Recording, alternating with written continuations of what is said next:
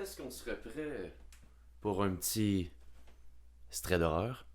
Bonjour tout le monde, bienvenue sur la chaîne. Aujourd'hui, j'ai voulu recommencer un nouveau stray d'horreur. C'est totalement mes préférés et j'ai vu que vous les attendiez avec impatience. Vous allez voir que les strays d'horreur que j'ai choisis pour vous aujourd'hui ont tout rapport avec la malhonnêteté et la dangerosité chez certaines personnes. Donc, installez-vous confortablement, prenez un petit popcorn et on se lance. Juste avant de commencer, pour ceux qui ne me connaissent pas encore, je m'appelle Istobek et ici, sur la chaîne, j'historise toutes sortes d'histoires complètement folles, mystérieuses, paranormales, tout ça en mettant un petit peu d'humour pour mon pur plaisir. Donc, si vous appréciez mes vidéos, abonnez-vous, activez la cloche, c'est avec votre aide qu'on va faire avancer la chaîne. Parce que j'ai remarqué que beaucoup d'entre vous regardaient les vidéos mais n'étaient pas abonnés, donc, j'attends. Maintenant, on se lance pour l'analyse Istobek.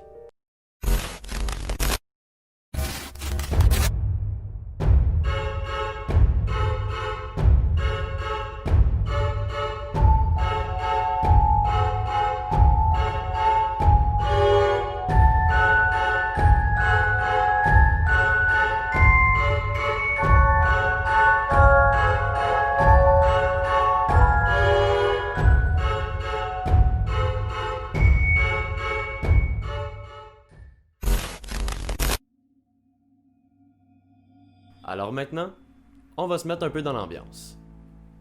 Parfait. Cette histoire-là remonte déjà de plusieurs années lorsque John avait 19 ans. Un jour, après s'être chicané avec son père, John décide d'aller prendre une marche dans la forêt, environ 10 minutes de chez lui. Il nous explique que c'est comme ça qu'il aime libérer son stress et son anxiété dans le calme et la solitude de la forêt. Après environ une heure de marche, John voit le soleil se coucher. Il décide donc de rentrer chez lui le plus rapidement possible avant que la nuit tombe. Ce qui est totalement normal, qui veut rester dans les bois durant la nuit? Personne. Après quelques minutes de marche, John accélère le pas tout en regardant derrière lui, parce qu'il nous explique qu'il commençait à entendre des bruits étranges en plein milieu de la forêt. Des branches se casser, des feuilles craquer, bref, vous avez compris le délire. Après encore quelques minutes, plus le temps passe, plus l'angoisse monte chez John. Cette sensation de se faire observer, est-ce que c'est son imagination ou est-il vraiment en danger? Il essaie de rationaliser en se disant que c'est probablement un animal qui passait par là ou sinon le vent qui faisait bouger les feuilles. À ce moment, John, malgré sa peur, pense surtout à retourner chez lui le plus rapidement possible. Arrivé sur le dernier sentier, John entend un sifflement qui provenait de la forêt à environ 10 ou 20 mètres de sa position.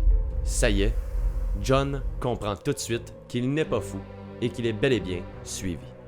Il décide donc d'avoir un peu de courage et se retourne pour voir qui est caché dans les bois. En regardant bien, il réussit à discerner une espèce de silhouette cachée derrière un arbre. À ce moment, John a clairement pas voulu jouer au héros et a juste décidé de se retourner et de sprinter le plus rapidement possible pour atteindre la lumière de la ville. À cet instant, John est totalement terrifié. Pour quelle raison? Parce qu'il entend l'homme à l'arrière de lui courir dans sa direction. Après environ 2 à 3 minutes à fuir ce malfaiteur, il arrive finalement dans l'éclairage de la ville. À partir de là, plus aucun signe du mystérieux homme qui lui courait après. Après quelques minutes, il décide finalement de continuer son chemin et de rentrer chez lui. Et prend la rue qui longe la forêt. Pour votre information, cette rue n'a aucun lampadaire. Elle est totalement plongée dans le noir. Moi personnellement, avec qu'est-ce qui vient de se passer, j'aurais décidé de rester dans la lumière. C'est ce que je pense. Après quelques minutes d'angoisse à longer la forêt, il entend à nouveau ce sifflement. John n'a même pas le temps de se retourner pour voir l'homme qu'il est déjà à sa poursuite. Il recommence donc sa course vers sa demeure et en arrivant chez lui, ferme la porte à clé. Après quelques minutes à essayer de se calmer tout en étant à côté sur la porte, il entend quelqu'un gratter sur celle-ci. Il décide finalement de regarder dans l'œil magique et voit le même homme vêtu totalement de noir qui grattait sur sa porte. Par la suite, John n'a même pas eu le temps de prononcer un mot que l'homme lève son regard, regarde dans l'œil magique et lui fait un grand sourire. John, avec la voix sanglotante, lui lance « Quittez ma propriété!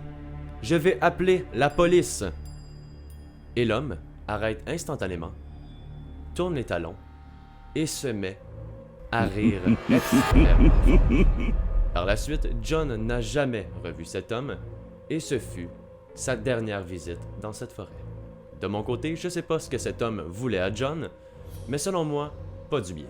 On entend tellement d'histoires folles de nos jours que je crois qu'il a bien fait de fuir et de rien tenter. Donc, morale de l'histoire, faites attention lorsque vous êtes en forêt. N'importe qui pourrait s'y cacher.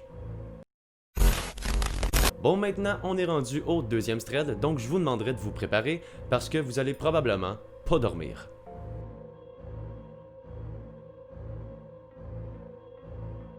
Pour celui-ci, Audrey nous raconte son histoire. Cette jeune fille vit en Bretagne dans une très grande maison où elle est souvent seule parce que ses parents travaillent énormément. Elle décide donc de s'acheter un chien pour lui tenir compagnie. Un soir, après s'être couchée, elle remarque que le robinet de sa salle de bain, qui était situé dans sa chambre, coule. Elle décide de se lever, d'aller dans sa toilette, de le fermer et de retourner se coucher. En retournant se coucher, elle décide de glisser sa main en dessous de son lit parce qu'elle nous explique que c'est là que son chien aime dormir. Il lui lèche la main, elle est rassurée et elle se rendort. Le lendemain matin, Audrey se réveille pendant une belle journée ensoleillée. Elle décide donc de descendre et d'aller cueillir des pommes dans sa cour. Oui, dans la cour d'Audrey, il y a des pommiers, des rangées de pommiers. Après quelques minutes de cueillette, un homme arrive de nulle part et se précipite vers Audrey. Arrivé face à elle, il lui demande si leur maison est à vendre. Bien sûr, Audrey lui répond que non et l'homme s'en va tout simplement. La journée passe et finalement, en soirée, elle retourne se coucher avec son chien. Arrivée dans son lit, elle entend à nouveau un robinet couler. Elle se relève sans se poser de questions et va finalement refermer le robinet de sa chambre. Par la suite, elle retourne se coucher et à peine la tête couchée sur son oreiller, elle réentend encore un robinet couler, mais cette fois-ci dans la cuisine. Elle se relève une nouvelle fois, se dirige vers la cuisine, ferme le robinet et retourne par la suite se coucher. Avec le même rituel qu'à l'habitude, elle glisse sa main en dessous pour que son chien lui lèche et qu'elle se rendort paisiblement. Le lendemain matin, Audrey décide finalement d'appeler un plombier. Elle se dit que c'est probablement un problème de tuyauterie et qu'il faut que ça soit réparé dans les plus brefs délais. Quand le plombier est arrivé, Audrey a vu quelque chose d'assez étrange. Cet homme, qui est au bas de sa porte, était exactement l'homme qui était rentré sur son terrain pour lui demander si la maison était à vendre. Elle reste calme, se dit que c'est probablement son métier, lui ouvre la porte et le laisse rentrer dans la demeure. Petit problème, c'est que cet homme n'a touché à aucune plomberie dans la maison lors de sa ronde. Il a seulement décidé de faire le tour de la maison pour une petite visite guidée et de regarder chacune des pièces individuellement. Assez étrange. Après environ une trentaine de minutes à tourner en rond dans la maison et à faire absolument pas ce que fait un plombier, il lui dit que la maison est parfaite, aucun problème de tuyauterie en vue et quitte sa propriété tout simplement. La nuit tombée, Audrey, qui est encore en train d'angoisser sur cet homme, va se coucher, essaie de se calmer, mais encore une fois, en se couchant dans son lit, elle réentend encore ce robinet. Elle se relève, va fermer le robinet dans sa chambre, se rend compte que ce n'est pas lui. Va finalement dans la cuisine, se rend compte que ce n'est pas lui. Et par la suite, elle décide d'écouter le bruit pour pouvoir le localiser. Après quelques minutes de silence, elle se rend compte que finalement, le bruit vient du garage. Elle va finalement dans sa chambre pour se vêtir d'une petite laine et retourne vers la porte du garage. Face à elle, elle entend très bien les gouttes d'eau dans cette salle. Elle ouvre donc la porte délicatement et quand elle ouvre la lumière, elle tombe nez à nez avec son chien mort pendu par les pattes arrière. Audrey, choquée et horrifiée par cette vision, voit à côté du cadavre une note. Elle décide d'aller la chercher et cette note dit « Elle est à moi, je vais finir par la voir, PS, un homme aussi peut lécher. » Après cet incident, Audrey et sa famille ont décidé de mettre la maison en vente. Ce qui est totalement normal parce que même moi, avoir été à sa place, j'aurais fait plus que déménager, j'aurais changé de pays. Et devinez qui a acheté la maison? Le plombier.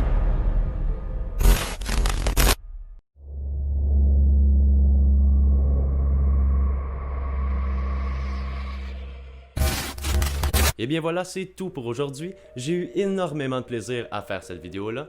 Je sais pas de votre côté ce que vous en avez pensé, mais si vous l'avez aimé, écrivez-moi en commentaire avec le hashtag StredHisto, qui est juste ici. C'est toujours le fun d'avoir vos préférences, et si vous aimez ce genre d'épisode, prévenez-moi parce que j'en ai une pelletée en stock. N'oubliez pas de vous abonner et d'activer la cloche parce que c'est grâce à vous que la chaîne peut continuer. Je vais revenir très rapidement avec du nouveau contenu et si vous voulez, vous êtes libre de m'écrire en commentaire des sujets à me proposer. Alors maintenant, je vous dis hasta luego les amis. Et n'oubliez pas, grâce à vous, Histobec, ce n'est qu'un début.